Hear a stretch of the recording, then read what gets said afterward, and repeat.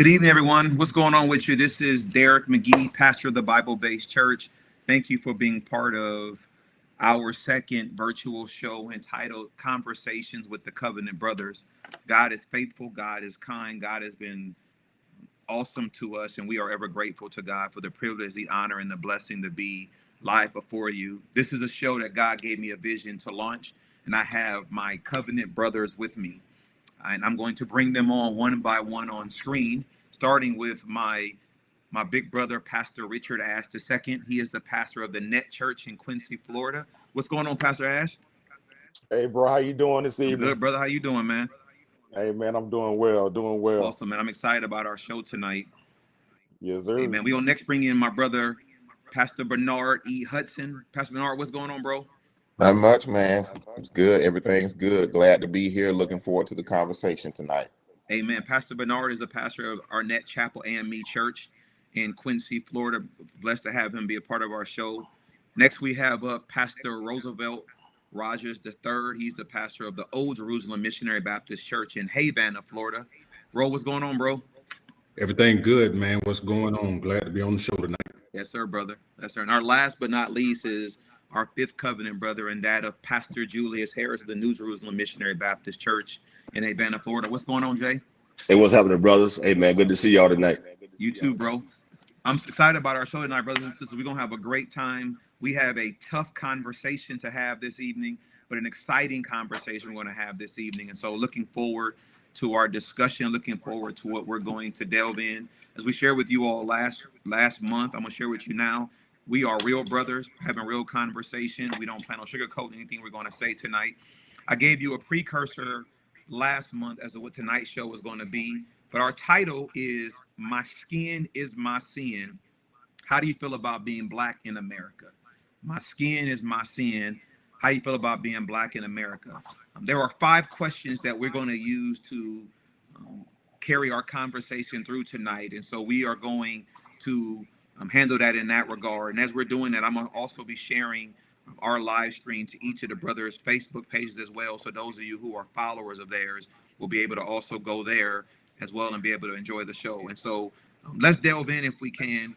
Here's the first question, brothers and sisters, I want to deal with, and we're going to ask each of them to respond. The first question is, as a black man in America, how are you doing? Let's first just start there.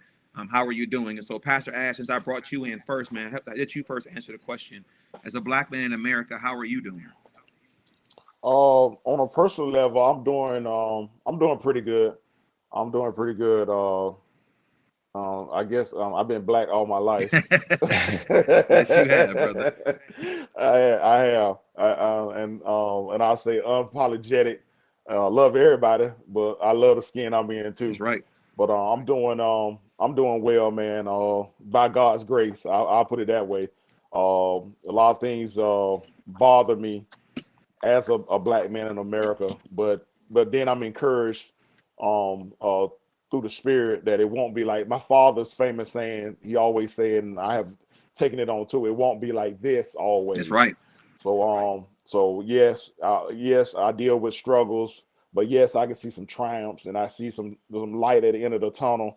And I think all of that is encompassed in my faith in Christ Jesus. Mhm. And without that, bro, I'll probably be head spinning, wondering what in the world's going on. But when you understand a little bit more through the spirit, I'll say I'm doing all right. I love it, brother. I love it, brother. Pastor Hudson, man, answer the same question. As a black man in America, man, how are you doing? And I would say, in general, I think I'm doing pretty good, but I would say that it probably depends on the day. I like that. When you think about everything that's going on around us, you have highs and lows. It could be good today and down tomorrow. And I think we live in such a volatile time that it really does take an impact on us. And I'm glad we're having this conversation, because as we start to talk more about this, I think we get a chance to dig into some of these things that we know are issues that maybe people don't think about when with the skin that we're in, the roles Right. that we're playing. And so there can sometimes be fights that you have, those internal fightings and those external ones. And you're talking about, culturally, we have our own things going on, and then externally, we're fighting these major things that we see before us in the world. So I say as a general rule, pretty good, but it really depends on the day because we have those ups and downs and highs and lows. I love that, man. I love that. Pastor Rogers, man, next up on you, man. Same question. I'm going to echo what Bernard said, man. Generally speaking, I believe I'm doing good as a black man in America. But some days, man, you find yourself asking, man, is all this really worth it? Wow. With all that we're trying to man, sustain our families, man. But it seems like sometimes, man, we get attacked on every side. And so grateful that in the midst of all of that, man, we have our circle allows us to remain true to who we are, but also gives us that outlet, man, where we can just freely say what we need to say. And I don't think if we didn't have that circle, man, and our spouses, man, I really don't know kind of where I would be with all the stuff that we deal with as black men in America. I agree with that, man. And then lastly, man, Jay, you speak to the same question, man. As a black man in America, man, how are you doing? Man, I would also echo, bro, what the brothers have mentioned. I think you would get a different answer, Yeah, depending upon the season that you're in as a black man. As B just said, man, life does consist of highs and lows, victories and defeats, yep, mountains and valleys. yep.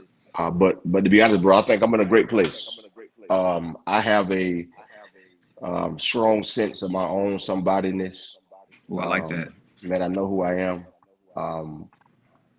But to stay true to our subject, sometimes I do feel like my skin is my sin.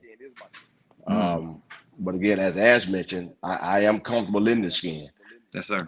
I'm proud of this black skin. I think Yes, Dr. Martin King said this. He said somebody told a lie one day, and they made everything black ugly and evil. He said that if you would look in your dictionary and you would see the synonyms of the word black, it's always something degrading, low, and sinister. But he said, I want to get the language right, and I want to get it so right that everybody would cry and say, yes, I'm black. I'm black and proud and black and beautiful, man. And so also I would suggest that when I hear that term, just black man in America, man, two words coming to mind, freedom and frustration. And I know it's oxymoronic, but there are days that I feel free, and there are days I feel frustrated. Man, I'm free when I think about just the favor of God that's upon my life. But then there are days when I'm frustrated.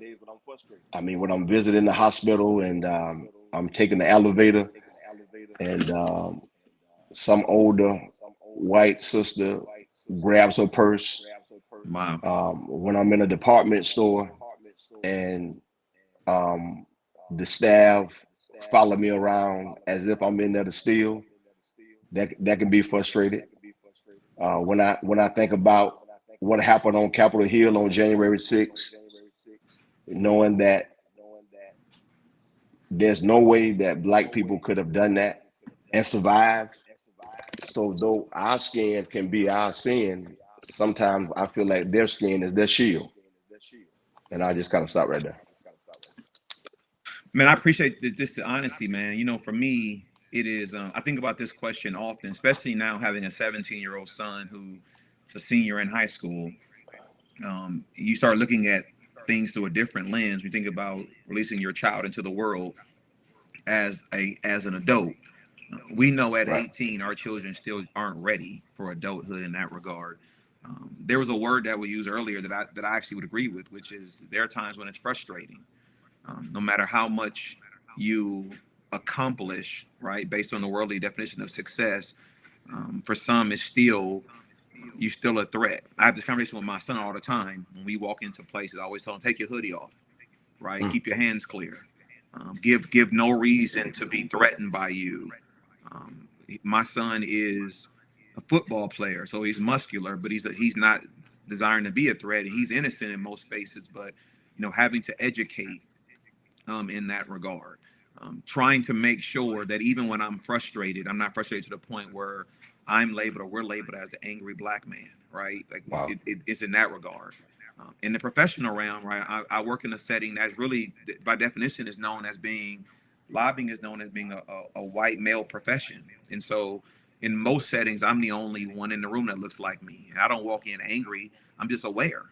I'm aware of that reality. And so trying to make sure that you handle that moment right, because the ultimate goal for me is to not really be a trendsetter, but be one who knocks the door open for other people. And so you have to handle those moments correctly, but also being wise enough to realize that I don't get the same second chances as others will get, right? And so being mindful of that in all regards and being sensitive to that.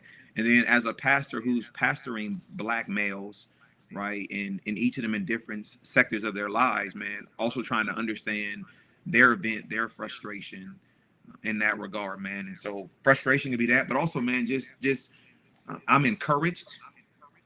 I'm encouraged because I know who I am and I know whose I am. And I'm not even trying to be spiritual when I say that. I'm encouraged in that regard, man. And so,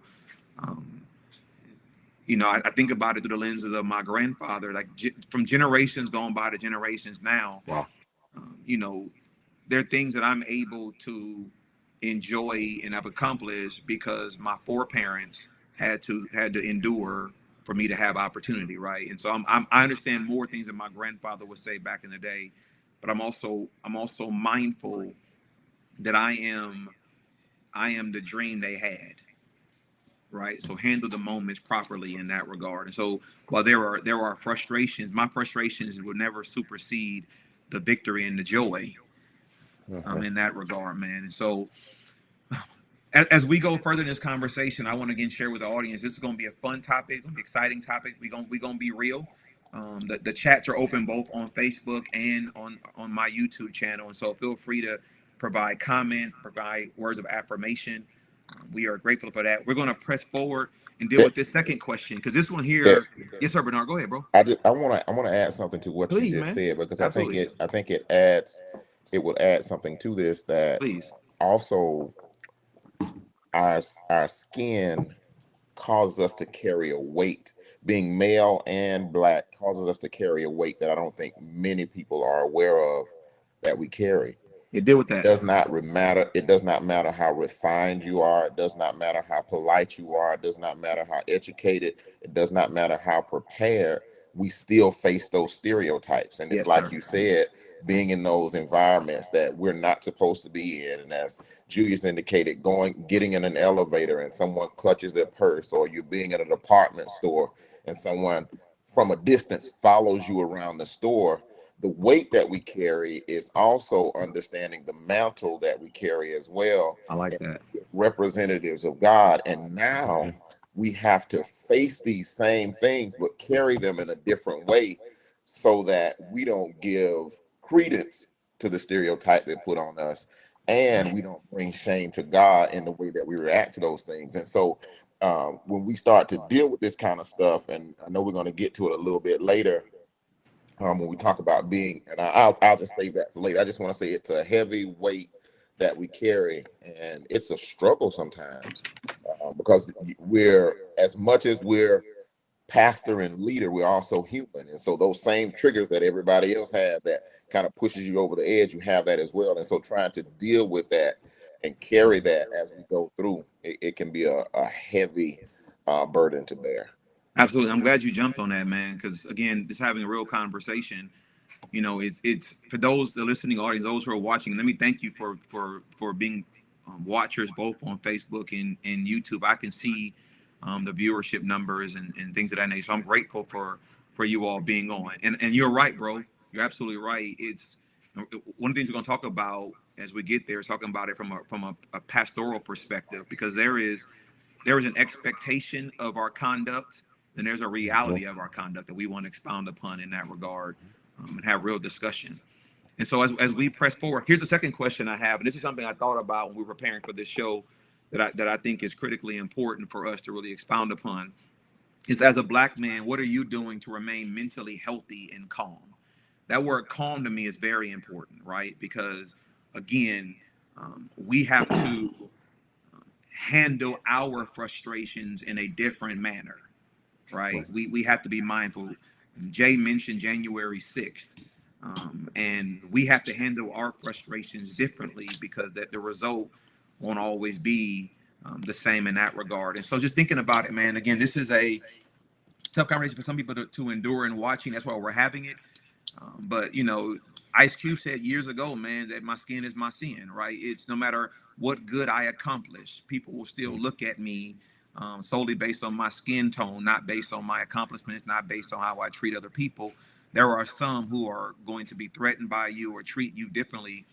Even in, and I'm going to respond upon this at the next point, but even dealing with it from a pastoral perspective, right? There is a battle that takes place in crescendo as it relates to that as well. But so for here though, as a Black man, how do you remain mentally healthy and calm? What do you do to help you be able to see what you see and hear what you hear, but not lose who you are in that regard? And so that's the question, man. Let's just talk about it.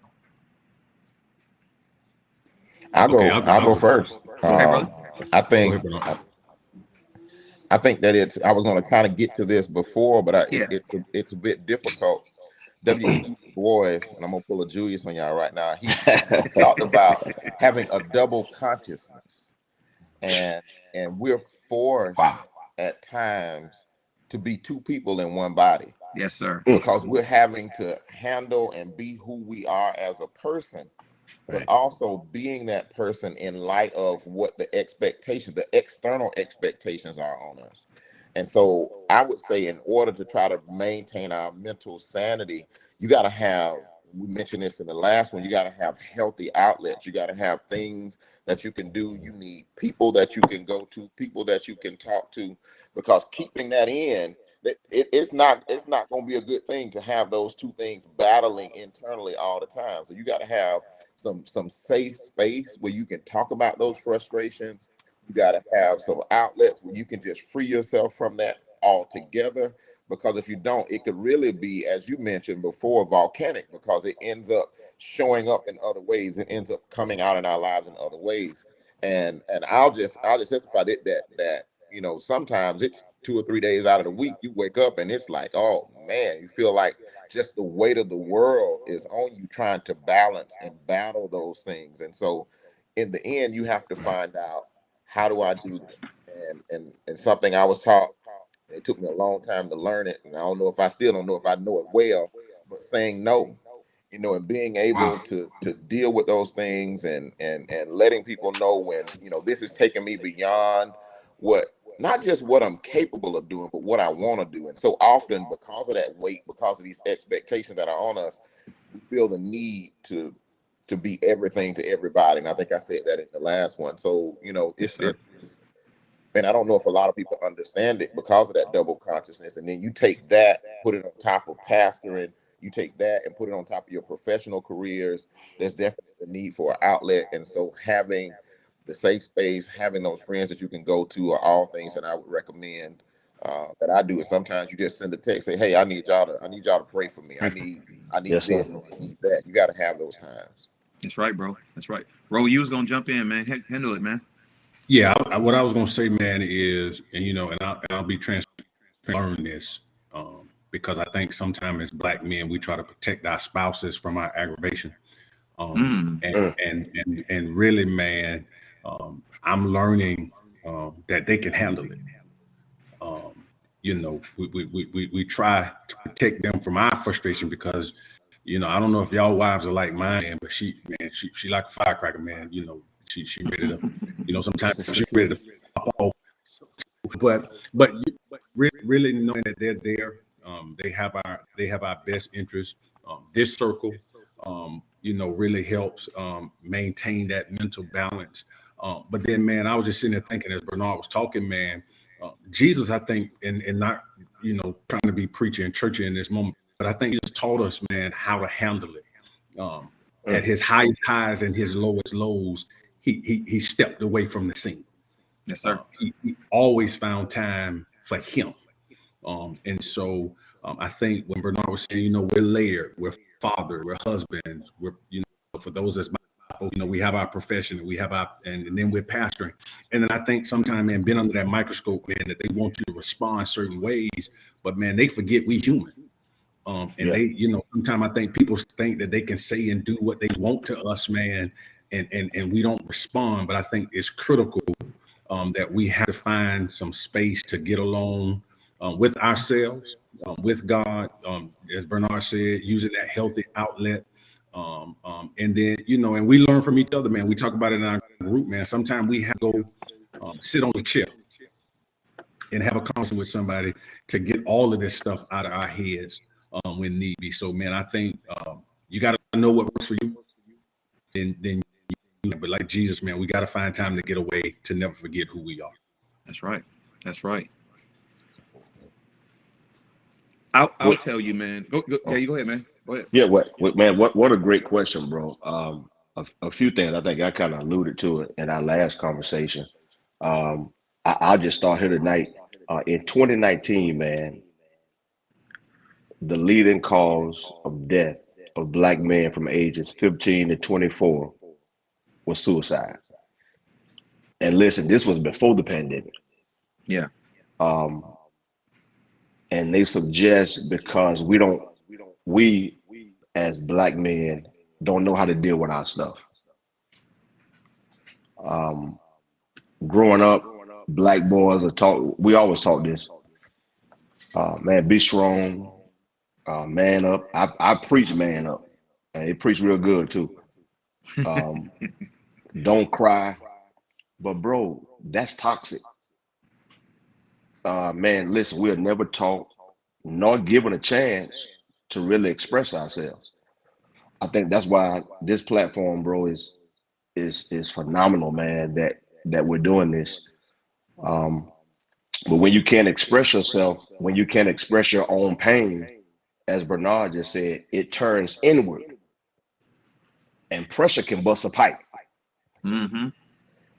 Hence, we smoke, we drink, we sex, we act out on somebody else.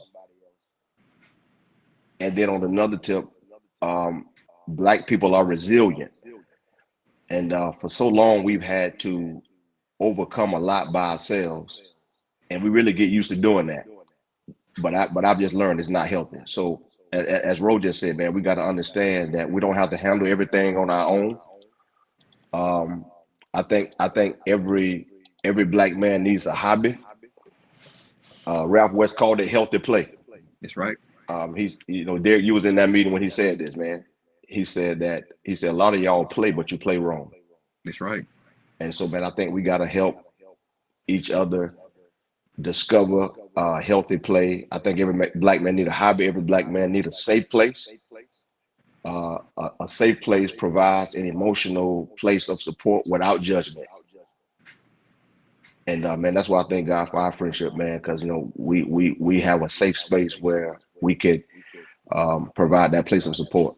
So, man, my hobby, man, I'm a car guy. That's what I do. Yeah. Shout out to the classic car owners.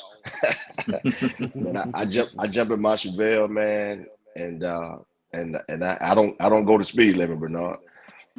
You know, so you know that's my time away. That's my hobby, man. I got a good therapist. That's number two. I read a lot, and then just quality time with my wife, man, with my girl, man. Just that quality time with her, man, is just a tremendous blessing on me. But I'll stop there. I'll jump in. So I was always the anti-therapy guy, right? Until life's trauma creates triggers, and those triggers begin to overwhelm you. This past July, you guys noticed this past July, every July, my church puts me on a 31-day sabbatical that I used to fight them. I used to fight them about taking time off. They were adamant, take some time off, and I wouldn't. I felt like I had to be there every first Sunday. So I would take a Sunday off here or there because the example before me when I was coming up in ministry, I never saw the pastors I grew up under or the pastor I served under ever really take a vacation. And so, and the way they defined vacation was if they were not in their own pulpit but somebody else's pulpit, that was a vacation. And so that's kind of how I was reared in ministry. So I would take off a Sunday here or there. My parents used to live in Lawrenceville, Georgia, and we would go visit them some weekends. but we were always going to be in the car Saturday morning or Saturday afternoon, headed back to Tallahassee. I got to be in church on Sunday. And my wife one day said, listen, we're not going back early. The church going to be okay. We tired. And, you know, that whole Saturday afternoon, man, I struggled with guilt and felt like I was convicted that I wasn't getting back. And here was the reality. Everything went on without me. So every July, I finally stopped fighting my church, and I go on a 31-day sabbatical, literally, where I am unplugged for 31 days from all church things, and the ministerial staff runs things. This year, I was encouraged by a colleague of mine to also take a sabbatical from my job. Right, all of us on here, man, we're bivocational. We work jobs and businesses along with pastoring churches, and so I will be off my church for 31 days, but still be traveling for work and for clients. And a colleague of mine said, listen, you're not really doing Sabbath as God ordained when you are still coming to work and still traveling for work. You should take off time from your job as well. And I struggled with that or thought originally. I finally submitted to it. So I took a sabbatical from church and from work for all month of July. People have asked me since I've come back, how was your sabbatical? And I always answered by saying God ordained. And here's why, man. I completely unplugged from everything and almost everyone. I didn't know what was going on in politics. I didn't know what was going on local, statewide, or federally. I didn't know what was going on. I would get up when I wanted to get up. I was watching a lot of movies, hanging out with my wife and my kids. It was just great, unbothered about just the things that matter. But here's also what I learned in that regard. I learned that I was exhausted and didn't realize it, right? Because I had trained myself on, I got to get things done. I'm used to balancing multiple things in multiple spaces. And so just because you do something good doesn't mean you're doing something right, right? I'm good at balancing, doesn't mean that there's the right thing to be doing. And man, I was exhausted. And when you are exhausted, you're also irritable, right? Every little thing irritates you. The things that you normally find joy in now frustrate you. And then to add to that, your family is paying the price from you being so irritable. You're short in your tone, you're short in your interactions. In that regard, like Jay, I love to read. I'm usually always reading something. And so I had slacked off of that. And the greater challenge I learned during my sabbatical, man, was, although I still read my Bible every day, because I was so exhausted, I was reading my Bible through obligation to get ready for Sunday morning. I wasn't reading for my devotion, right? I was reading because I had to be up the next Sunday to preach. And so it wasn't feeding me as a Christian young man. It's feeding me as a pastor. I gotta get to the next Sunday. And to the point, man, where it was regimented, but it wasn't godly. And so I made a commitment that every year in July, I'm unplugging, not just from church, but also from work. Because I work in the political process, I didn't realize how much the polarization of today's politics was impacting me, right? You're around it all day. You're in a bubble all day long. And so you deal with it. It is the vernacular you hear all the time. So even when you come home and it's not a part of the at-home conversation, it's still on your mind. You're still thinking about certain things, and that's unhealthy. And so, you know, with my therapist, Dr. Percy Johnson out of Atlanta, we've had those conversations. My wife and I have had those conversations. One thing that God spoke to me in July, man, has been a blessing to me is get back to making the main thing, right? Your job was never designed to feed you or fuel you, right? Your church is although it's a blessing, it's really God's church, right? You need to be being filled by the word of God, but also being filled by your family, man, enjoying time with them, right? Enjoying time, being present. Like I pride myself on being a present father, being there for my kids. But here is the truth of the matter. We'll be at the dinner table and I would be presently at the table, but my mind would be preoccupied with something else, right? Maybe my phone was out, or I'm rushing through dinner to get to the next thing. I'm up late at night on the laptop, so on and so forth. All that's unhealthy. You know, I've never been one that cared about what people post on social media. Ain't no big deal of mine. Most people ain't telling the truth anyway. I'm trying to get to the level of Pastor Ash where I'm just unbothered by things, right? Like Ash is just so unfazed by most things. I'm trying to grow to that level. But in July, God checked me on, son, the problem with you is you, right? The problem with you is you. And that's hard. It's easy to find fault in everyone else. It's hard when you're being told that the real problem is you. You got to go back to the things that matter, right? And when I came out of sabbatical in July, man, the world looked different to me. Things looked different to me. How I responded to things was different because I realized I don't have to care about everything. And most of the things that bother us is because we are expected to be bothered by it, not because it really has any impact on us. But as you said, Jay, man, spending time with your wife, spending time with your kids, that type of stuff, man, that's what matters, right? I'm able to be Derek when I'm at home, or Daddy when I'm at home, right? I don't have to be pastor or lobbyist or business. I'm just this person. And if you're not careful, even to the viewing audience, if you're not careful, when you operate in so many spaces, when you're not careful, you will lose who you are trying to live up to what they expect of you, right? And then people ask you, how's Derek doing? You'd be like, I don't even know who Derek is anymore because I've been pulled every which way. And so for me, man, it's training myself to unplug. And for me, unplugging is put the phone down away from you somewhere else, put it on do not disturb, right? Every phone call don't need to be answered, right? Every text don't need to be responded to, really unplugging until you want to get to it, right? I mean, everybody's emergency should not be your emergency. And training myself in that regard, man, it has been helpful so much. The last thing I'll say, and then Ash, I want to hear from you, man. The thing that I've dubbed is the no is a complete sentence, right? It's a complete sentence. Can you come over? No, I can't do that. Can you help me out? No, I can't. Like it's a complete sentence. We always try to get to yes to appease people, so we stretch ourselves thin. And the reality of it all is that while you're meeting their needs, you go back home depleted. And so I promote the ministry of no, and I'm enjoying that. But Ash, man, jump in here because again, to me, Ash is my big bro, man. Ash is so unbothered by a lot of stuff, man. He'd be like, nah, bro, I ain't doing that. Speak to it, man. Hey, I guess the thing is, to answer the question, what am I doing to maintain my mental health and be calm? What I found out in this my 50th year of living is I'm just gonna be authentically me. I love it. I love it. Saying I'm just gonna be rich, and that's who I'm gonna be. We like you say, we have tried.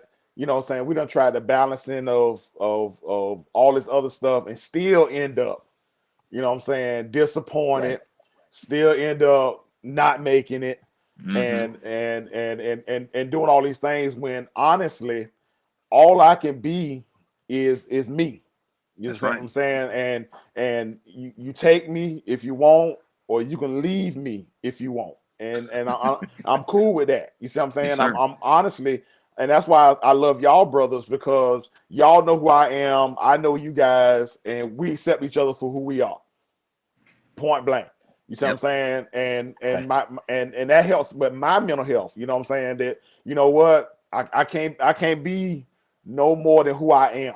And I'm still trying to be the best person I can be. You see what I'm saying? It's still a process in me, but I'm gonna be authentic to me. You see what I'm saying? Like you said that the ministry of no, I can remember when I first started out, it was yes to everything. I'm gonna try, I'm gonna be there, and you be running yourself raggedy.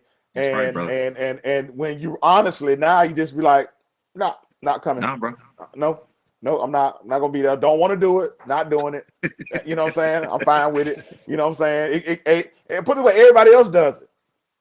Everybody else does it. You see what I'm saying? And I'm not just doing it just, but I'm just saying a lot of times we have the stresses on us because we feel a lot of times that we're the only ones that can carry. Don't get me wrong. There are certain things that inherent we as men, especially as black men, we're going to have to carry it. But all this other stuff we done added on, I'm not doing it. You know what I'm saying? I'm not doing it. If I don't have no dog in this fight, I'll leave it alone. It ain't on me.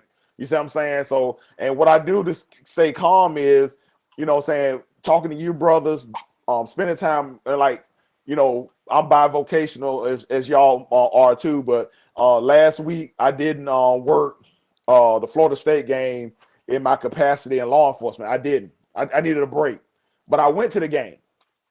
And so just being there at the game, took my granddaughter, my wife, we went to the game. Man, just sitting out there and just enjoying the game, and I have to worry about this, and I have to worry about that, man, was so relaxing. You know what I'm saying? You know, we left at halftime because my granddaughter, okay, she had enough. And I appreciate her. You see what I'm saying? I appreciate her making it that far. You see what I'm saying? We made it at halftime. You know what I'm saying? But I said just in that time that I spent away from, you know, the add-ons have gotten me thinking, you know what? I'm finna start cutting some other stuff back too. You see what I'm saying? Because it was just so, you know, mentally, I didn't have to worry about all these other things that I have to worry about added on to. You know what I'm saying? The money's good, but money is a good tool, but a bad master. I'm sorry, I didn't quote the person who said that. Jay, that's good though. I know it, but I got it in my mind, but I forgot who it belonged to. But money is a great tool, but a bad master. Ooh, that's good. You see what I'm saying? And so don't get me wrong, we could chase money and chase these certain things that we think we're gonna have, and then find ourselves mentally depleted. You know what I'm saying? Or we done played so many people in so many different spots, we don't even know who we are anymore. You see what I'm saying? Wow. And especially in the professions that I stand in, the Lord has blessed me to work in law enforcement, has also blessed me to be a pastor, and I dare not want to be to a point in two professions that require a whole lot of your time away from your family. I never want to be, when I finally got rid of all of this, my family don't know who I am. Or I'm so irritable, so bad that no one wants to be around you, and all of a sudden then you find yourself alone because you were trying to fit in all these other spaces when God didn't call you to do that. You see what I'm saying? So my mentor is being with you guys, get on my motorcycle, talking about Florida State football, whatever that may be, you know, just chopping it up, being me, just being rich. Yep. Does a lot to keep me calm. Yep. Man, listen to the audience. Wow. Go ahead, Ro. I just want to add something, man. Listening to y'all, man. Jay said something, man, in the conversation, and he says it all the time when we talk, man.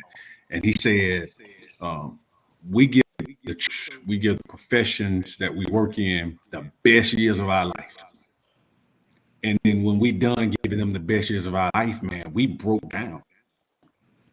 We're even able to enjoy the fruits of all these labors, man. And so I think for me, man, mentally, as you have said, Ash has said, everybody said, man, learning to say no, and valuing personal family time, doing stuff with my daughter individually, making sure doing stuff with my wife. And so I think all of us just got to remember, man, you know, we're still not prime, man. We still, although we're becoming the older preachers, we still young. Yes, sir. And seeing people, man, when they say they 55, man, but they look at 70 and 80, it's like, man, what are y'all doing? And so, you know, just make sure, man, that while we are giving the churches and our business the best of our lives, man, make sure we find time to enjoy it while we in it right now. And let me jump on the bandwagon of that, man. Let me say to the clergy that are watching, you don't have to always be in the church vernacular, right? It's okay to just be in a normal setting. It ain't always got to be church conversation, right? You ain't got to always be doc. Sometimes, man, just relax. Like Ash said, think about this. Ash works the FSU games as law enforcement, and yet he went to the game as just a fan of the team. So you're in the same stadium, but in a different viewership, right? And normally you're there working, and now you're there and you're viewing it. You're seeing it differently. And a lot of times, man, like this is probably one of my biggest challenges. It's not our topic, but one of my biggest concerns in ministry is when I'm around younger preachers who are just entering ministry, because, and E. Dewey Smith talked about this, about younger preachers. Like, listen, you too young to be that old, right? You too young to be that old, right? Give yourself time, right? You don't have to always be, you know, so serious all the time, man. Like relax and breathe. I was watching on YouTube. There was a video where they did rapid questions, what Dr. Marcus Cosby, his church, did. And the question was, what would you say to your younger self? And his response was, have fun. And the girl said, what'd you say? He said, have fun. And depending upon how you grew up in ministry and who you're around in ministry, you know, ministry is serious, work. There was never any time for fun, for laughter in that regard, man. And so each of us try to do things outside of the pulpit that fuels us. I remember Jay talking about this years ago with me. I think he got it from Pastor Arthur Jackson. We talk about the 3 P's, right? The pattern, the partner, the pupil, right? We're not allowed to bleed on our pupils. We can't bleed on the people that's below us, right? They can't handle it, right? So you got to have really good partners, those on your level, or a really good pattern that you're trying to emulate yourself after. But you got to be careful in that regard, which leads into question number 3 that we're going to really get intense about. And here is the third question. Third question is it hard being Black, male, and a pastor, right? I'm thinking about, I mentioned it earlier, I'm thinking about, there is, in this political climate we're in, and we don't really have to deal with the politics as much about the church perspective, right? There is a clear collision between the white evangelical impression of Jesus, of church, of all that's going on, race relations, and then looking at it from the Black perspective, right? There is a time when we're seeing things like our brother George Floyd being murdered on camera, where there are certain audiences of people who are completely silent. They don't touch it, they don't talk about it, don't do anything about it. Then there are other times when you look at like Dylan Roof, who shut up the church in Charleston, South Carolina, right? And Mother Emanuel, and when they finally caught him, he was taken to Burger King and got a meal before they took him to jail, right? The treatment was different. And Rose said it earlier, man, like there are for me, there are expectations of us, but it's a different layer when you're Black, you're male, and in some people's viewership, that's strike 1 and strike 2, right? Being Black is strike 1, being Black male, that's strike 2 for some people. So you're always having to handle each moment differently. You add in pastoring, there are times when you don't have an outlet. We are blessed to have each other, right? We are covenant brothers, and this is real. This ain't just a show. We really are. We wouldn't be doing this show if our brotherhood wasn't genuine, right? Like I would not be doing this with anyone else but the 4 of you guys. That's truth be told.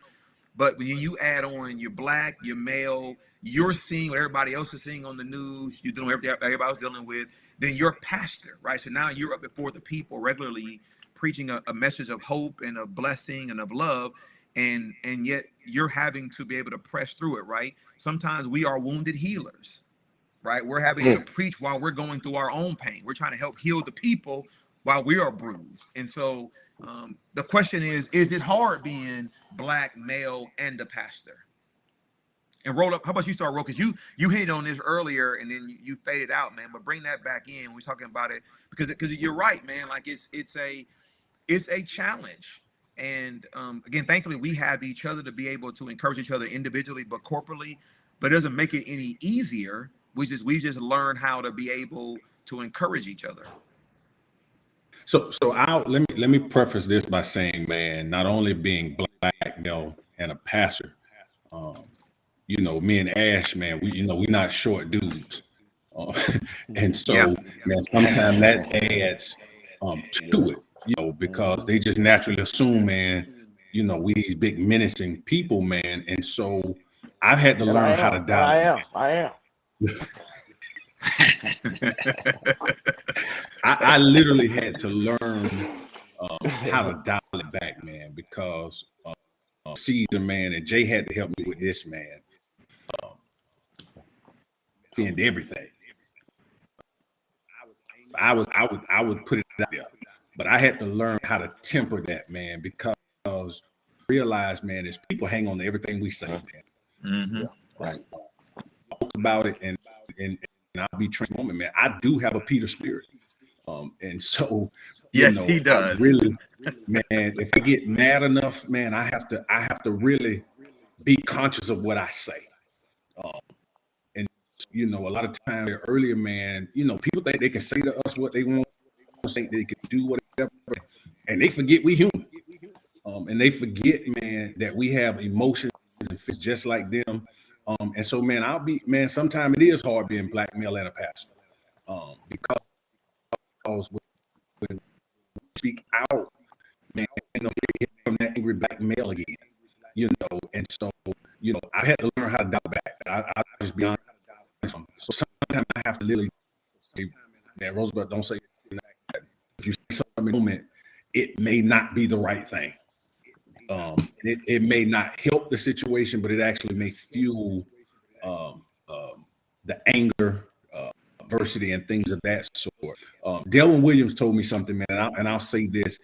He said, man, you need two types of pastors. He said you need pastor that's down there with the bullhorn lines, that's leading social justice. But then he said, man, you also need pastors that can go in and sit down and have a conversation. And so we've got to figure where we fit in that role. And so can't be around all the time trying to people to be able to have a conversation to really foster change. And so I'm learning, man. So y'all keep. I'll stop right now. Yes, sir. Yes, sir. Bernard, you hit that, man. Is it hard being black, male, and a pastor? Yeah, I wanna try to kind of maybe put a little bit of a different spin on it. And Go ahead. what I'll say is it's definitely hard. I don't think in some spaces we're taken seriously. I think kind of as we've seen these things where we are not seen as being equipped to be able to stand in the roles that we stand in. And I'll be honest, that was one of the reasons that I was so pushed to go to seminary, because I wanted to credential myself so I could stand with anyone. And I sometimes don't think that we're taken serious in our roles. We think that's just something they do. That's not, they don't see the way we minister. They don't see the way we preach as being the correct way. And so I don't think sometimes what we do is taken very seriously. And I think that when people begin to project a certain character on you so much, and when you resist what they're trying to project on you, you're seen as that person who's being angry. You're seen as that person who's being defiant. When no, that's not what I'm doing. I'm trying to be me. And as Ash said, trying to be authentic to who we are, because that's what people respect. And I guarantee that if you ask any of the people who are in your churches, they respect you for the authenticity that we relate. But I think that it's difficult because we're not taken serious. And if you're not confident in who you are or have a supportive circle, supportive home, it's easy to fall into what people are seeing. And I'm going to say this, that I think in some circles, in some instances, we got a lot of entertainment that's going on out there that doesn't help the positive picture that we're trying to project and who we believe God has called us to be. And so then they kind of lump us all together and say they're flashy, they're into it for the money, they have no substance, they just want to hoop and holler and all that kind of stuff. And then what ends up happening is that we feel offended, we feel as though we're being degraded. And then when we try to defend that, then we can come off a certain way as well. And so I think that, it's very hard. It's very difficult because I don't think that in some spaces that we're taken seriously. And even in our own spaces, in our own culture, we're not received as authentic. How many pastor jokes you hear? Yeah. When you ride up in what you ride up in, oh, you using the church's money to do X, or you using the church's money to do. No, I work a job. Yes, sir, brother. I work hard for everything that I have, and so we have to also fight that stigma as well. So I would say that I don't think that we're taken seriously a lot of times, and that can bring about issues. And I love that. To jump in on that also, as I was sitting there listening to Ro and B, I think too, for me, I have to deal with a lot of times that I'm a man, and I don't bow down to anything but being what I was called to be. And what I mean by that is a lot of folks now in the time we're living in now, and if you look around it, especially we as black men, we have been systematically dulled down. We have been systematically pretty much trying to be erased as men. Yes, sir. We are now, they come up with these terms now as toxic masculinity or whatever it is. I'm gonna be all the testosterone that the Lord allowed me to have. I'm gonna stand on it. You see what I'm saying? I'm gonna stand on it. And you know what I'm saying? And A lot of people have fear of that now. You know what I'm saying? Like Rose say, when we I had a guy one time try to file a complaint on me because he said I was big and intimidated him. Well, I'm sorry, bro. I can only be your view of who I am or whatever it is. That's on you. You see what I'm saying? And as well as then you're black. You see what I'm saying? And then you turn around and be a pastor. And a lot of times, see, I get this one here. Or a lot of times, well, you don't act like a pastor. Well, okay, cool. I mean, that's cool with me. Because I only, like, again, I can only be who I am. You see what I'm saying? And as well as, but when it's time, when you need someone to stand up and you need someone to lead and you need someone to take care of the families and protect the sheep, we can't be so timid. We done got, you know what I'm saying, to the point where we, now when it's time to be, we talk about we soldiers and all this. No, you don't understand. It take you to be the man you're supposed to be. And I think in our community, what done happened is we don't allow the man that we supposed to be as black men to be pushed away. We don't allow to be the man. We have let the gang members dictate what a man is. We don't let the jokers on the corner behind the store tell us who the man is. It's how many women you sleep with and how many children you have fathered and you're not taking care of. Oh, you the man now. Instead of really what it means to be the man is to stand in the gap and take care of your family, lead your family. What it really means to be a man is to provide and protect and pray for. And so what then happened is it's frustrating for me sometimes because to see our sisters struggling the way they are, and you got a guy that's driving your car, staying in your house, spending your money, and you ain't got no man. That's not a man. You have yourself nothing. So for us that are truly standing up to be the black men in our community, I grew up with a strong father. You see what I'm saying? As well as when I was growing up, there were men in my community that were pillars of the community that were men. You see what I'm saying? That when you sat around, you didn't say nothing. You just sit there and listen to them. You see what I'm saying? And you learned a lot. I was taught you will learn a lot if you listen. You see what I'm saying? But now what done happened is, the church done got to the point where we brothers, I ain't gonna sugarcoat nothing. We done got to the point where we got too many jokers right here that hung out with their mama too long or something. You know what I'm saying? Or you know what I'm saying? They done beat tambourines too long. And that done crept in the church. And because they done infiltrated our churches and they bring a nice singing and they can play organ, some of them, and do all this stuff here. But then when you stand up to be the man, now all of a sudden you the minority in here. Yes, sir.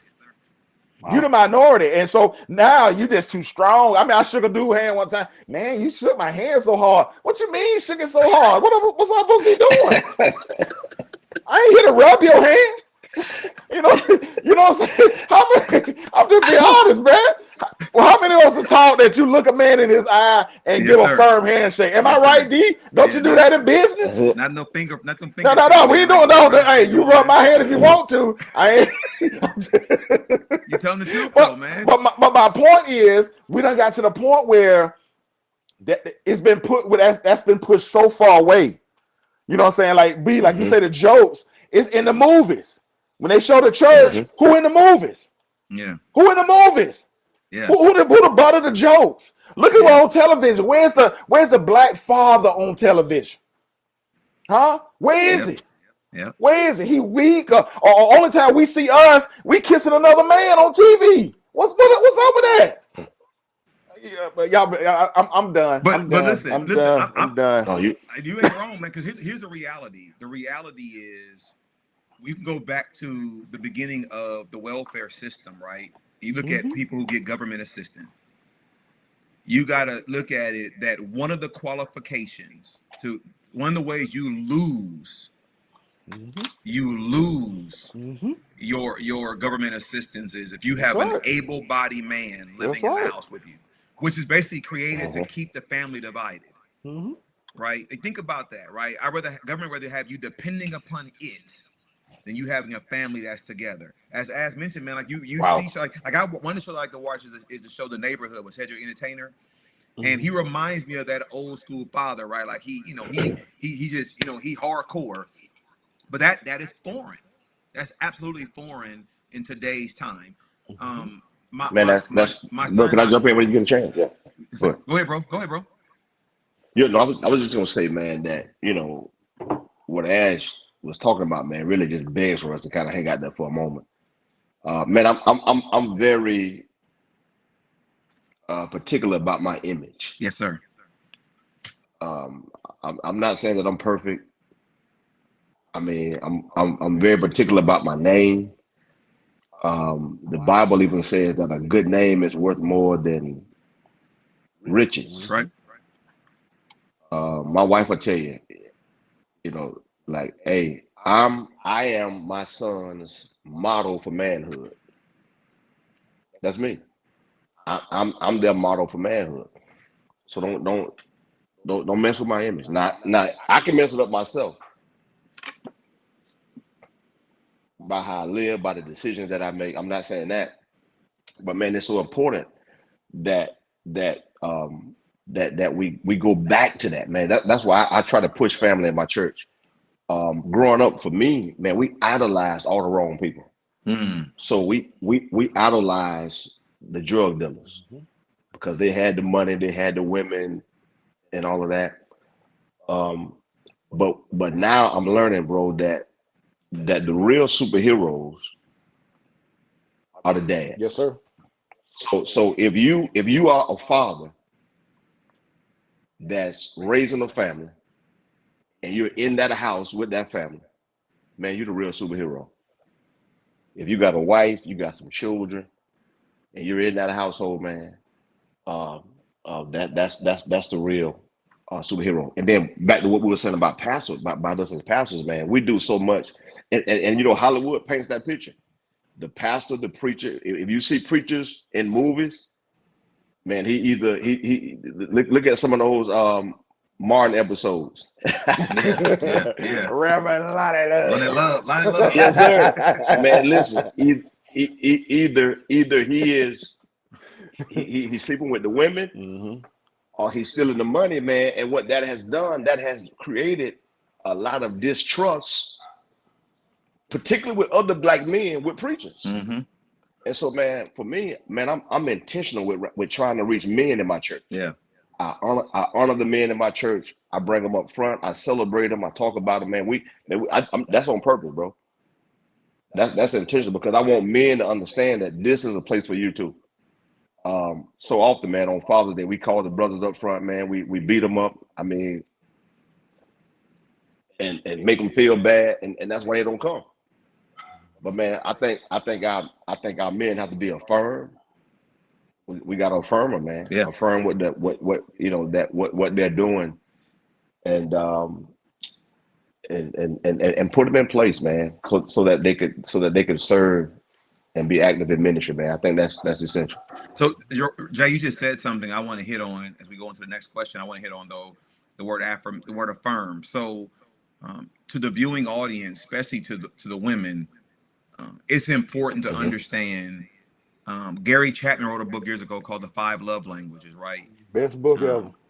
But I will tell you, most men's love language is word of affirmation, right? Because we gonna go get ours, take care of ours, right? We gonna go get ours, take care of ours, and being affirmed by the ones that's in your dwelling means more than anything else, right? Knowing that your grind is being seen and appreciated goes a long way.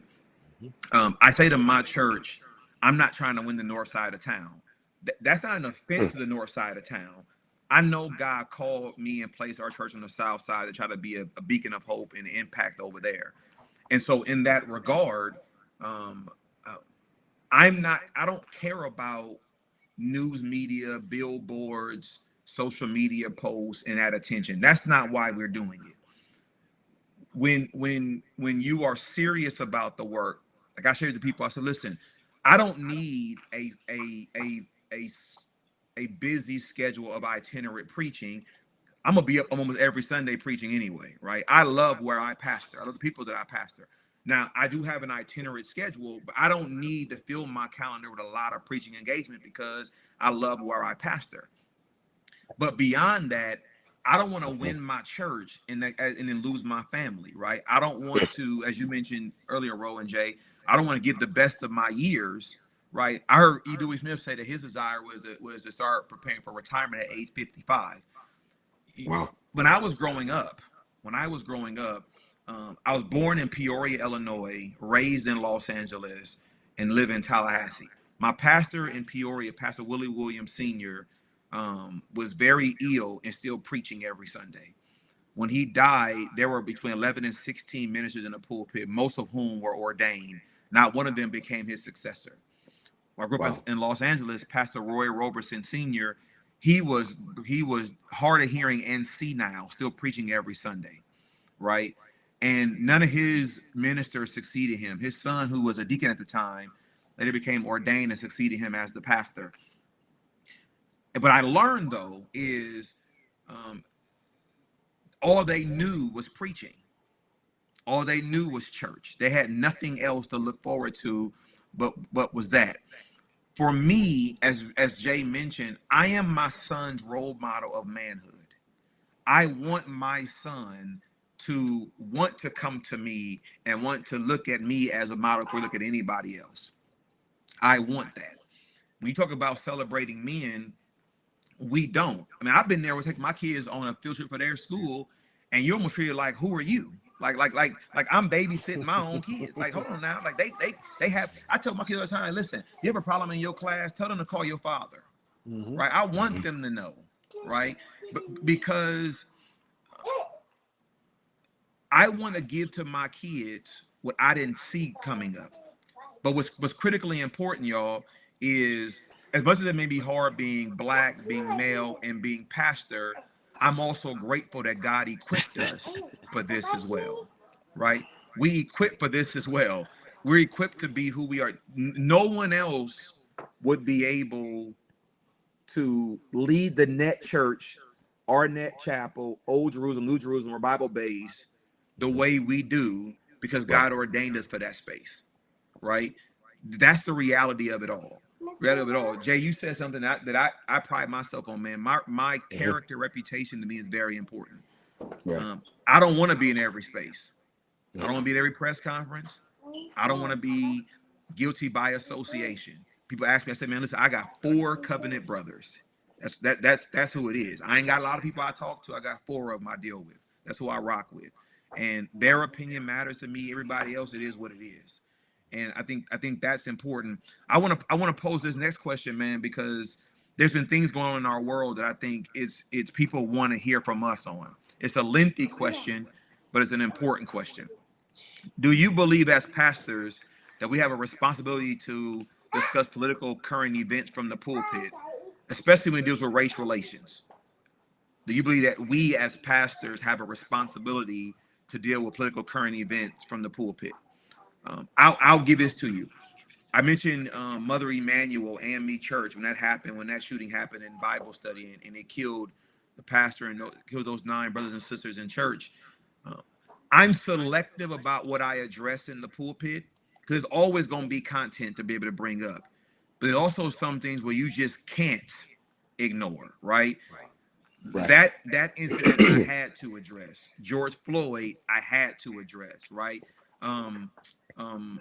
Trayvon Martin, I had to address. Why do I say that? Because I'm looking in the congregation, right, at George Floyd, at Trayvon Martin. I'm looking at people in church who are wondering if somebody in this church actually have a gun, they're gonna kill it. Like it would be irresponsible of me not to face what's in front, or you have to deal with those things.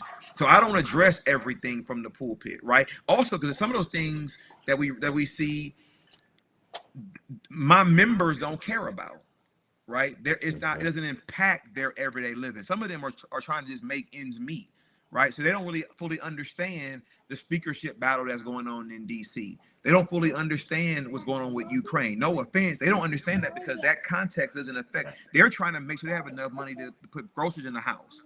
But when they hear about a black man being murdered with a knee, right? Like when they hear about those type of things, that's a different situation because for every black woman, George Floyd is their husband, their son, their grandson, right? When you think about Trayvon Martin, I don't care where you were. Dude, listen, I'm 45 years old. I should remember where I was when the Rodney King beating happened.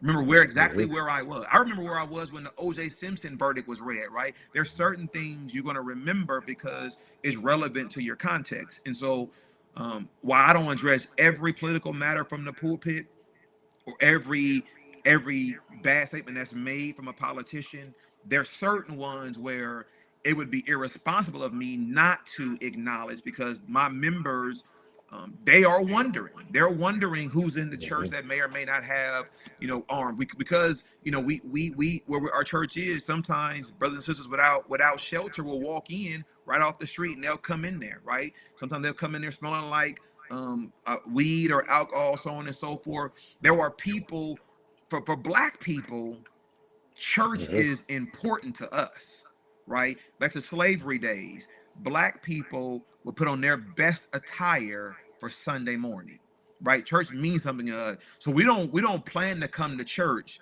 to then be victims of gun violence, right? So when that happened at Mother Emanuel, I had to address it, number one, because I was dealing with the frustration and the emotion. To add to that, though, is we never thought an invasion like that would happen in church, right? And so I don't address every issue, but there's certain ones where I feel I have a responsibility to deal with. So the question is, again, as you all as pastors, do you feel a responsibility to discuss these political matters from the pulpit, especially if it's race relations? You may say no, you may say yes, but please jump in. I would say yes. Go ahead. What, sure. I would definitely say yes, bro. Here's a quote, guys. Karl Barth says that if you're going to really preach, you got to have the Bible in one hand. There you go. And the newspaper in the other. But I also think, and this is a credit to you, Ro. I've heard him say this many a time. Bro, just be led. So while we have to be conscious of what's happening in the world, we have the Holy Spirit, and he'll lead us, man. He'll on what to address, and but I do think this: there are people who come to church looking to hear a perspective. Yeah, that's good. And that's good. As their spiritual father, as their pastor, man, they look to us on what do they need to really think about this particular issue.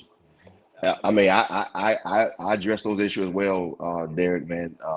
George Floyd, Tyree Nichols, yeah, that issue. Even when it's black on black, because I do think I try to make sure that I have a well balanced perspective about what's happening in the world. Correct. I don't want to just address when white cops are killing black kids or black men. Go ahead, Jay. Go ahead. But not address the issues That's right. of black on black crime as well. That's right. That's right. Because that's the issue as well. So I'll make sure, man, that when I'm putting my outline together, that I'm addressing that as well. But I do think that we do have a responsibility to address it, because and some people would suggest you can't mix, and I would love to hear y'all perspective on this. Some people would suggest you can't mix preaching and politics, but politics affects how people live every day. And so, man, I just can't give you a little cute Bible story and think that's gonna meet your need. But I would love to hear your perspective on that as well. So I want to ask you, man, because you chime. I agree with you on the black on black, man. Like let me say this: my son has made comments to me where he alludes to, the possibility of white cop impacting him. It's possible, but what's more possible is black on black. And he always said, "Daddy, I ain't talking about that."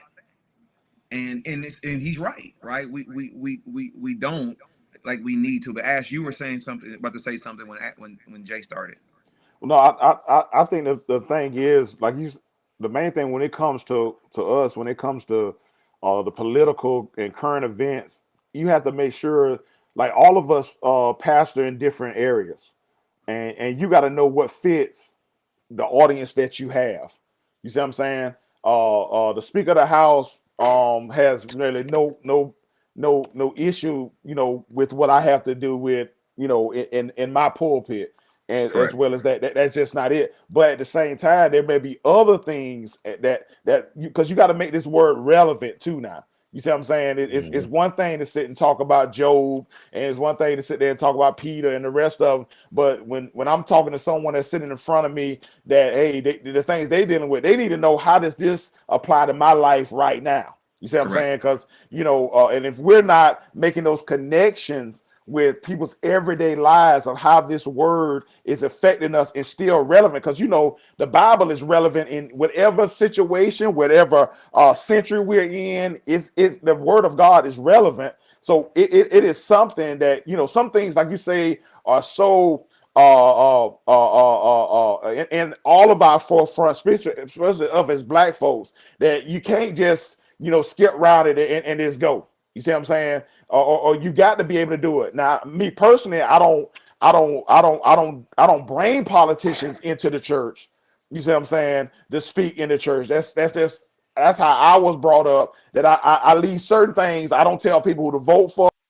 I don't endorse anybody, because my thing is, as a pastor, I tell you, vote your conscience, do some studying on your own, and because I don't endorse anyone. I had someone contact me one time and say, "Hey man, do you mind?" I said, "No, bro. I hope you make it what you're doing, but I can't. I don't feel comfortable putting my name on to someone else." You see what I'm saying? That's right. Like Jay said, my name means a whole lot to me. You see what I'm saying? You may say a whole lot of things about me, but my name means something to me. You see what I'm saying? So I don't like hooking it up with everybody.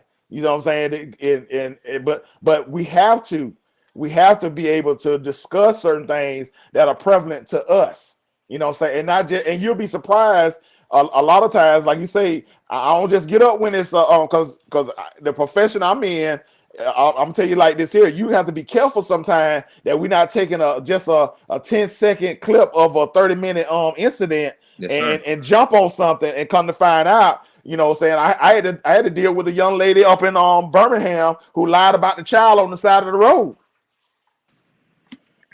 and had everybody around this joker praying for her and doing all this and doing all that. I had to deal with that.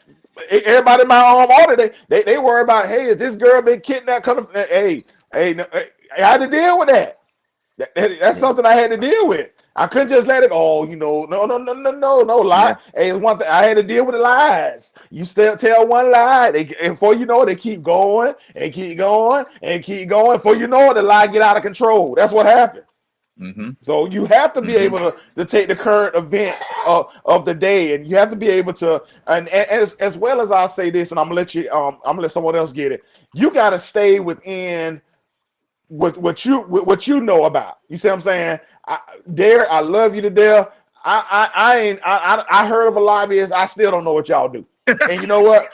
And you know what? I never get on here and all of a sudden, yes, this is Pastor Ash, and I'm going to lobby. I don't know. You need to talk to Derek about that. I don't know nothing about law. I know y'all exist. I know y'all do something, and I know y'all stealing people money. Hey, I'm gonna get them off the pastor. The lobbyists stealing. They those special interest groups. They out there doing this and doing that. Derek McGee doing it too. What I'm saying? I'm laughing, but in other words, I know I can't jump in on that. I don't know it. Yes, sir. I don't know it.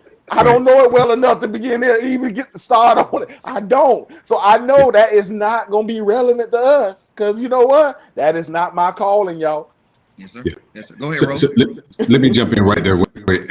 Ash kind of segue into something where when we are addressing political current events, and be versed in that area of before we stand up to say anything.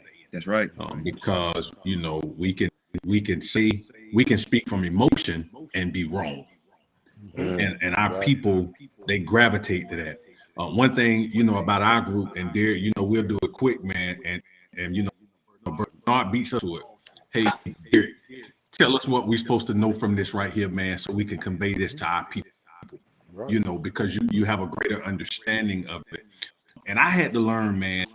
I was a man. I thought I was in social justice, where I was trying to, address everything that was coming up, man. And I had to realize, man, I think sometimes when I voice too much, we lose our relevance. And so being selective, it causes our people that hang on to our words, man. When we speak up on something, that's saying this is something critical. This is something that really needs our attention. And so we got to make sure that we stay in that vein. But then I'll say it to this degree, man. I think you have to be anointed for that area. Everybody can't navigate that space well. I ain't for man, and so Freddie can speak to it.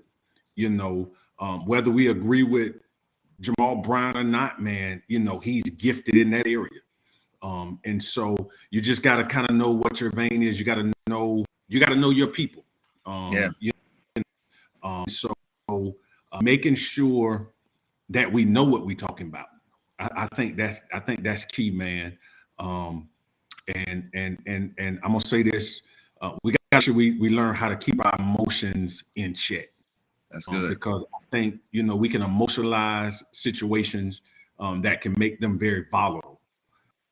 And so for me, I'm very careful what I say now, man, because unfortunately, who I work for, without going into a whole lot of detail on that, man, they monitor what we say.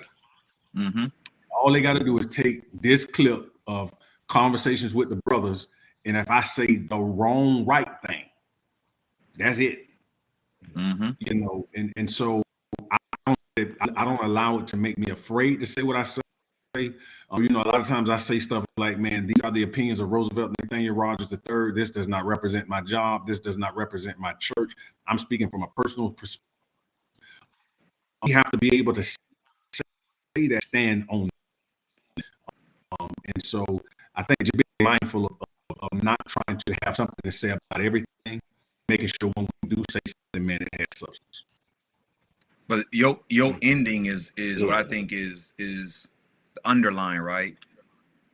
Not jumping on everything, but when we do say something, my grandfather was a proponent of that. Is don't be known for always speaking, but when you do speak, make sure they listen. Right? You got to know when. Like, I said something very early about being in a room with older preachers. Right? When you were a younger preacher in that room, number one, you should be treated as if I'm honored to be here. So I'm in the room I'm a fly on the wall. I'm just listening. I'm listening to the conversation. I'm listening to the interaction.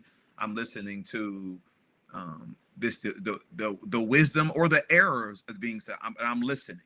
Right? I haven't lived long enough to be able to contribute in this conversation. When I was growing up, my mom always had a thing. She would always say out of grown people mouth, right? You knew better than to just jump in and your youth age into a grown people conversation. Same thing with politics, man.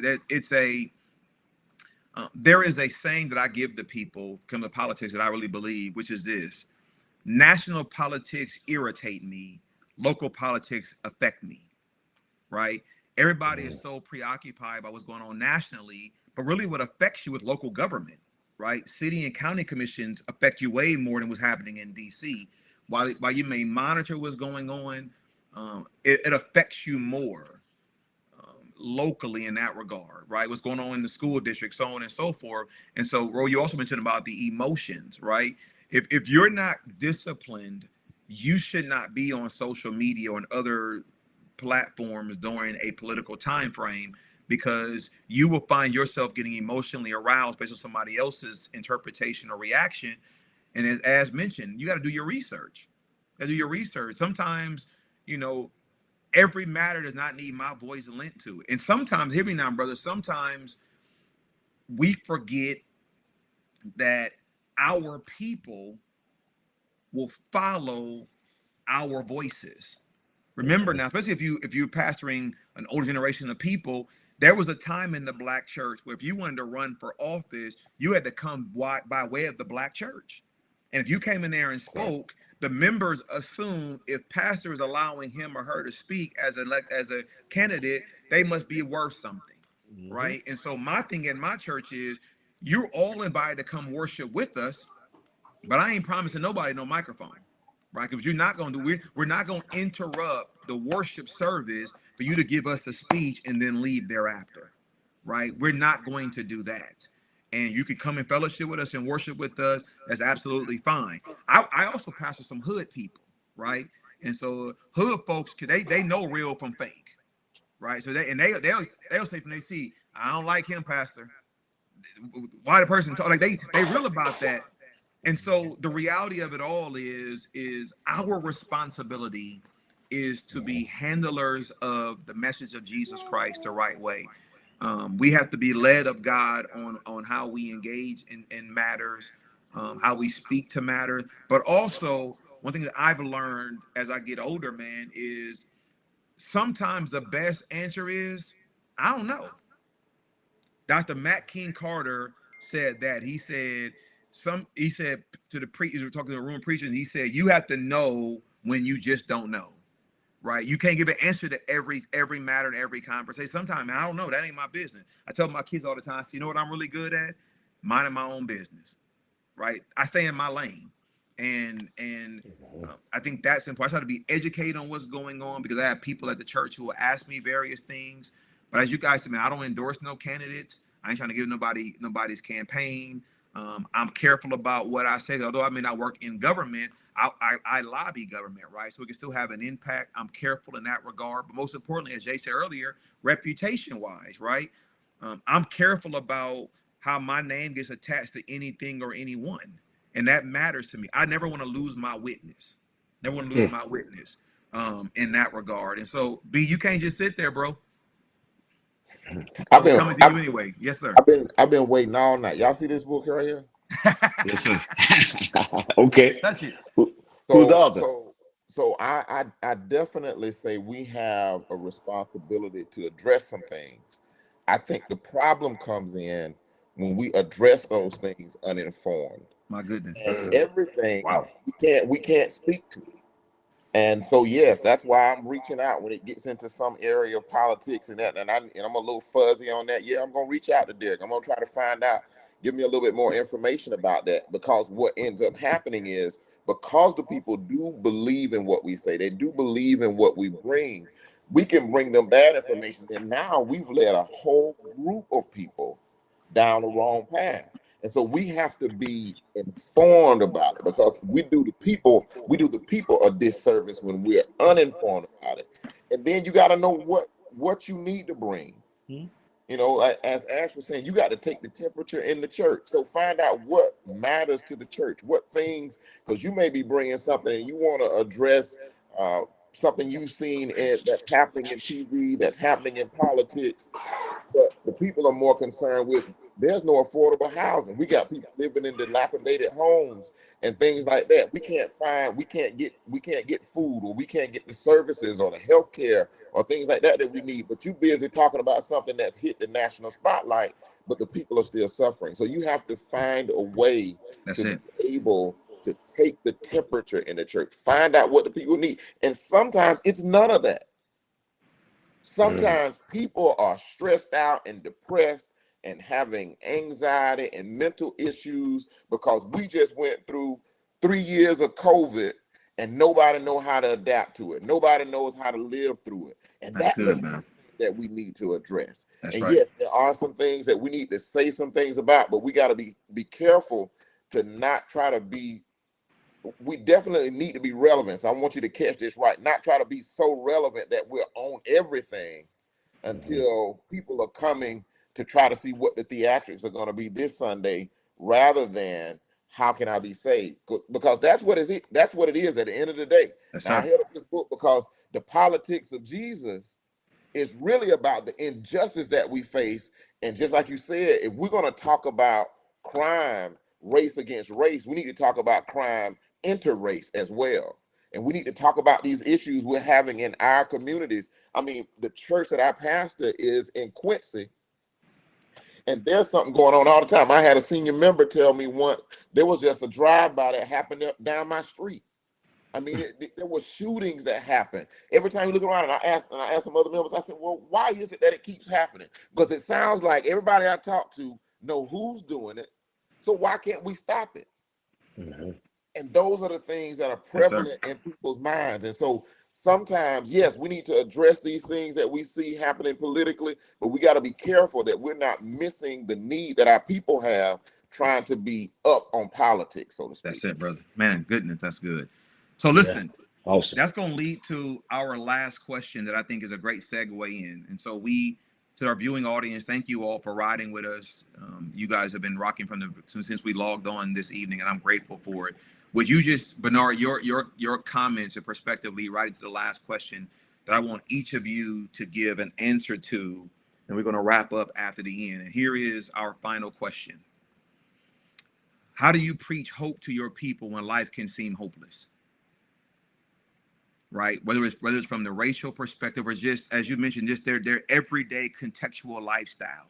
Right, I'll give you guys a quick story. Our church adopted Oak Ridge Elementary School on the south side of town, and here's what led to that. I was in prayer one evening, praying about just wanting to make sure our church was doing the right thing ministry wise, and I heard the Holy Spirit pose a question to me. The question was, if your church burned down tomorrow, would anyone know you guys existed in the community?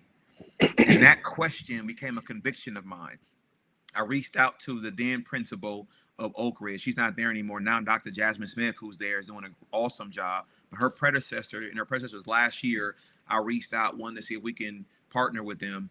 And they were trying to raise money to take the kids on a field trip. Every child that made the honor roll each 9 weeks was going on a field trip. And so they asked how much you guys looking for. They gave us a certain number per business partner. We gave in that regard to that cause. They want to be able to get a charter bus with enough money to be able to let every child who goes get a souvenir and get a lunch. And so I had the audacity to ask, where are you going to take the kids?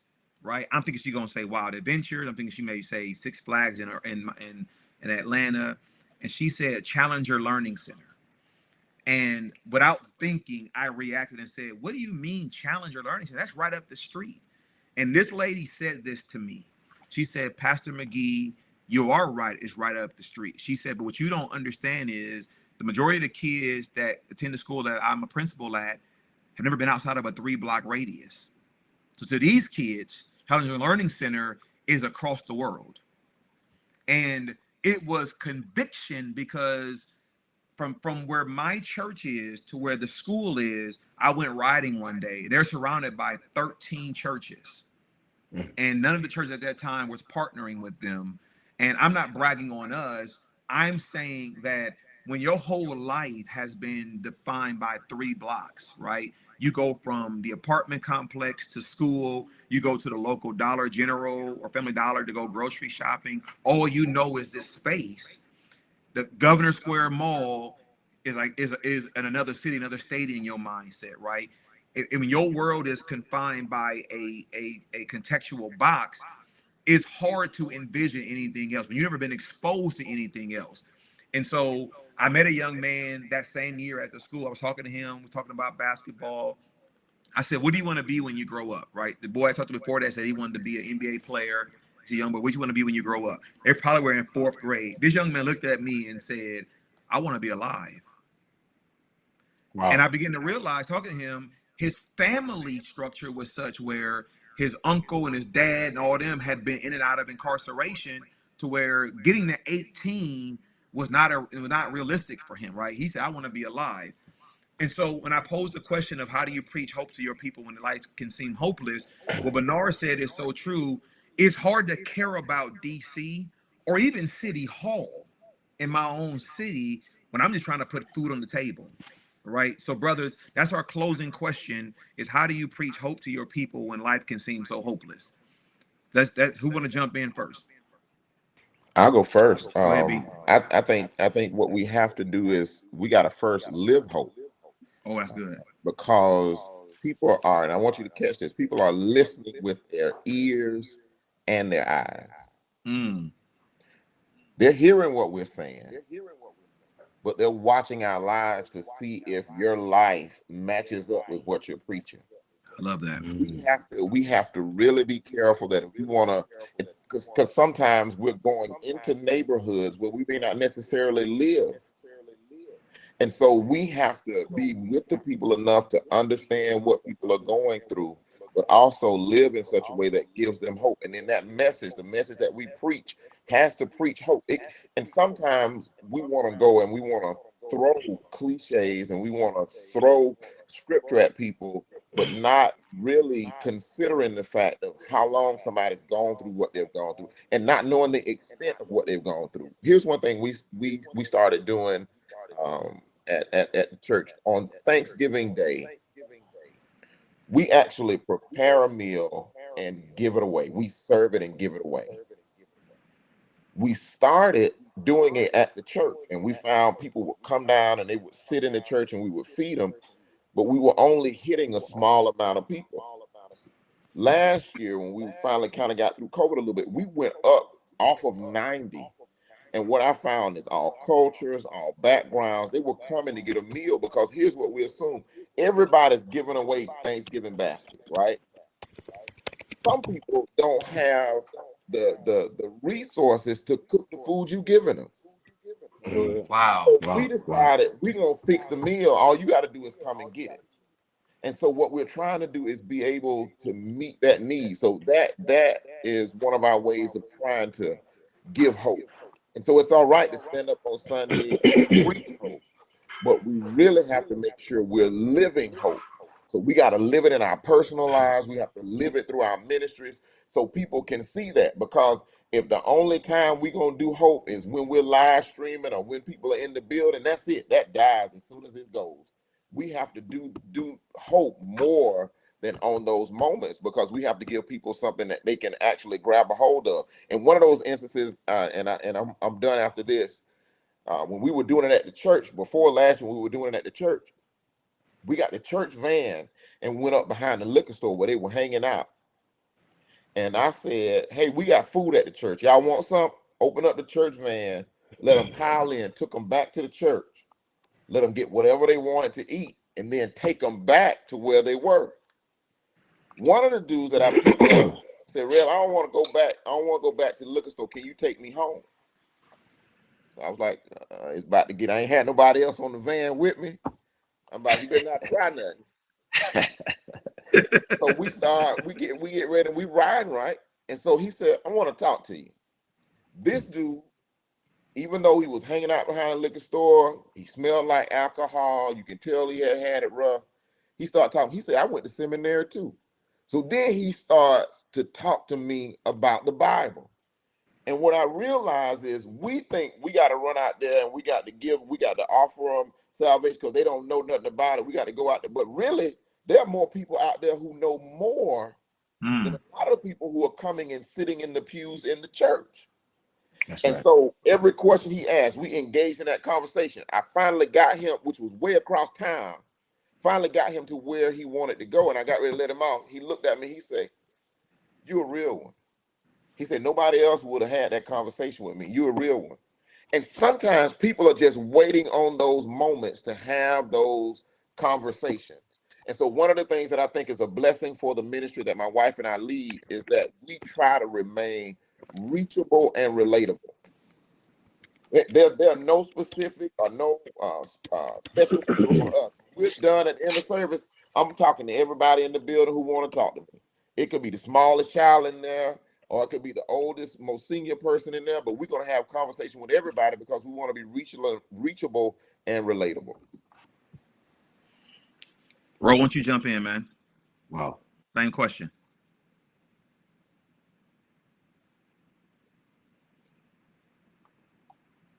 All right, man. I think how do we preach hope when almost hopeless? I think, man, it has to be centered on love. I think everybody wants to just know that somebody cares about me, somebody's concerned about me, and we don't get caught up on, as Bernard said, going to places, man, where typically, you may deem it inappropriate, man. We let man, he went to the sinner's house. I mean, he had conversations with that everybody else willing to have.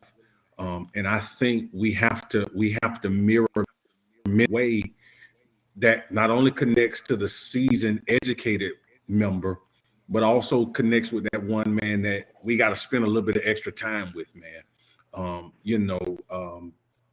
Especially with our youth, we got to make sure that they see us as Bernard said, reachable and relatable. And if we're not versed in what they are listening to, versed in what they're reading, versed in the issues and the ills of their time, man, we didn't have to deal with social media. Man, I just told them today, man, I had a group of young people at the church. Man, I'm grateful that we didn't live in social media time. Come on now. Because our kids are so strung out on likes, so strung out on who's the influencer. Julius, you said it, all of us have said it, man. The most impactful influencer in our kids' lives needs to be their mom and their daddy. Mm-hmm. And make sure that we're doing what we can, man. And even beyond that, man, it's so many people in our churches, man, that just don't get that love outside of church. Man, Jay will tell you, man, we became members of Old Jerusalem, man, because of the love that the church. Because you feel it when you get there. That genuineness, man. And I think in one word, man, we preach hope by being genuine. We got to show our emotions. We got to let them know we hurt. But in the midst of hurting, we preaching sometime in our pain just to show if you just keep pressing on, it'll get better eventually. This, as long as I got breath in my body, man, I'm gonna share all. I'm gonna share all. I'm gonna cheer them on victory because they just need to know somebody is in their corner. I think that's what matters the most. Is man, when they look up, they see our face. When they look up and they're in a hospital, they see our face. When they're in a school setting, man, and things are, they see our face. I think that's what matters the most, man. We're not just to them, but we're actually getting involved with that. So that's what I would say. Ash, jump in, bro. To quote somebody, we are a living epistle. So, so we the thing. Stop B. So my point of that is, and what I keep hearing us really honestly, you cannot preach hope to the hopeless if you first of all ain't real in your walk. You see what I'm saying? It's hard. It is hard. You cannot fake this. You see what I'm saying? You can't fake it. You can't fake love. You can't fake that you can pass out all the turkeys you want. You can people, and we done seen them. Some you got some of these ministries that, hey man, all they gotta do is make a phone call. They got a trailer load of what's name, but the cameras there already too. You see what I'm saying? And people come get all that stuff, but they know it still ain't nothing. You just doing this for a show. Like to hear what Bernard just said, that's a real that one-on-one that he had with that man on the guy on that van. Yeah, you can't fake that. See, you can't fake that because in other words, I'm in your element now. And when people are hopeless, they hey man, if I'm hungry, the Bible even told us when I was hungry, you ain't give me nothing. You just said you'll pray for me. You know what I'm saying? I can't eat a prayer. You know what I'm saying? I can't. So to give the hope, you got to, first of all, you got to believe what you even preaching. That's it, sir. You see what I'm saying? The gospel in itself, amen, came to give us hope. You see what I'm saying? In the situations that we in, look, our Lord and Savior started out on the run. You see what I'm saying? So he had to hide in Egypt. You know what I'm saying? He was on the run. Hey, hold on. I'm the he may be the chosen one, the one we've been looking for, but he on the run. Yes, sir. You see what I'm saying? So we got to be able to, like we have said, if you got people going through everyday life, man, the struggles of life, they don't care about all this other stuff. They don't care about if did I stand at the right time, or did I do this at the right time? Did I salute the right person? Did I say glory at the right time? No, man, they don't see no end to this. You see what I'm saying? As well as you, I think a thing that Lord has blessed me with is being relevant to the point where I don't mind revealing things that have happened to me. Real life. You see what I'm saying? A lot of people see us in these positions now and don't understand that, hey man, we had some disappointments and some failures and some things. We ain't always had it together. We barely got it now, and we still got things we deal with on an everyday basis. But I believe, like all of you believe, that you know what? It's the blessed hope that I believe in Christ Yes, Jesus that has that I know for a shadow of doubt that I can tell you personally that this is where He has brought me from. You see what I'm saying? To grow up in the situation, some of the neighborhoods we grew up in, and to not have went down certain roads, and to have friends of mine, like I got some brothers who done joined the church now that we met at a certain point. They went one way, I went the other, but we back together now. You see what I'm saying?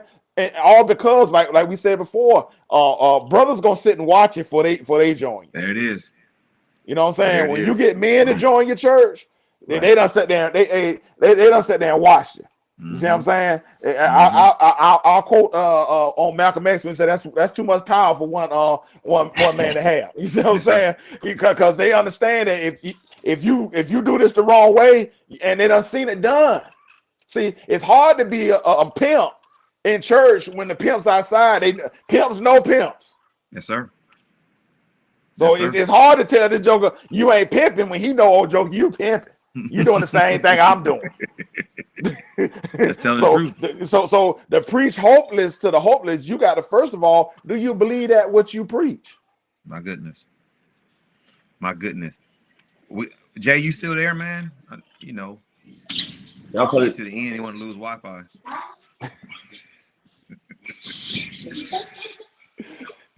We can't see Jay. I want Jay to give his final contribution before we wrap the show. Let me again express appreciation. What in the world? Can y'all hear me? Let me again express appreciation to all of you who've been viewing from the very beginning of the show this evening. You guys have stayed on for the entirety of our conversation. Listen, we're just real brothers having real talk. I mean, like we have these conversations amongst ourselves all the time in text exchange, and we get together for breakfast and just talk about all of these things. I mean, we bounce around in topics, but we also make sure that we check on each other.